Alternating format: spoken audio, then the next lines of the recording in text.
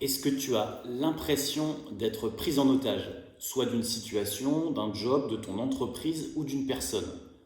Je suis Pierre, tu es chez Citron Bien et en tant qu'entrepreneur, j'ai eu cette impression de piège et ce piège, en fait, c'était le piège de mon entreprise. En lisant ce livre, S'enfuir de Guy Delisle, j'ai retrouvé finalement cette sensation de piège ou en tous les cas l'envie, le besoin de m'enfuir ou en tous les cas d'aller de l'avant. L'histoire de ce livre, Guy Delisle, donc Guy Delisle à qui on doit Chronique de Jérusalem, Chronique de... on doit aussi Pyongyang, Shenzhen, bref, tu retrouveras plein de choses super de cet auteur. L'histoire, elle est très simple. C'est l'histoire de Christophe André qui, lors de sa première mission humanitaire, se fait kidnapper dans le Caucase. Et donc, on va suivre à travers plusieurs mois cette captivité. Et en fait, ce qui est très bien retranscrit, c'est vraiment cette sensation d'angoisse ou en tous les cas de peur et le fait de ne pas arriver à aller de l'avant. Pourquoi je te parle de livre? Tout simplement parce que j'ai cette impression en tous les cas qu'aujourd'hui on est souvent prisonnier de ses peurs finalement et le truc que ce livre te permet et ce que je t'invite à faire, c'est de faire sauter les verrous. Sauter les verrous, c'est aussi casser le syndrome de Stockholm. Et en fait, dans le monde de l'entreprise, dans l'entrepreneuriat, ce syndrome de Stockholm est souvent, on l'appelle plutôt le syndrome de l'imposteur. Donc il y a un parallèle hyper intéressant que je trouve.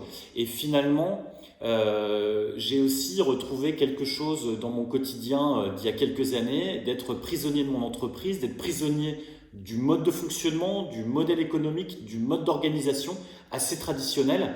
Et finalement, on retrouve ça assez bien, notamment chez les commerçants qui ont cette résistance à la douleur qui est assez impressionnante. C'est-à-dire qu'en fait, ils font beaucoup d'heures, ils gagnent assez peu, ils sont piégés par leur commerce, c'est-à-dire qu'ils ne peuvent absolument pas bouger. Et donc, ils sont quand même toujours là et ils continuent d'avancer avec parfois des salaires assez faible. Donc l'idée, en tous les cas, sur ce livre de S'enfuir, je t'invite également à t'enfuir ou en tous les cas à prendre les devants. S'enfuir, c'est finalement aller vers plus de liberté. Et cette liberté, pour moi, elle se fait aujourd'hui en accompagnant plusieurs porteurs de projets. C'est finalement oser se lancer, oser aller de l'avant, oser casser une situation confortable qu'on connaît bien, mais aller vers quelque chose de totalement inconnu. Et le truc pour moi, c'est que s'enfuir, en tous les cas, le parallèle que je fais, c'est de prendre les choses en main, c'est de décider de changer. Si toi, tu as envie de changer cette situation, de changer l'emprise d'une personne ou si tu as envie de te lancer, je t'invite à t'appuyer pour bien faire sur trois choses. La première, c'est de décider d'un plan et de le tester très vite, de mettre en place les actions pour vérifier si ce plan tient la route. La deuxième chose, c'est de chercher les personnes qui vont t'aider et qui vont t'encourager. Et enfin, la troisième chose à faire, c'est finalement de foncer, d'agir et tout simplement de rompre l'isolement. Et donc on revient sur ce sujet qui est finalement d'aller vers les autres, d'aller de l'avant et de s'enfuir vers cette liberté.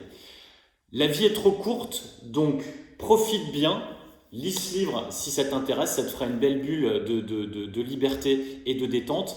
Et puis en attendant, je te dis porte-toi bien. Salut!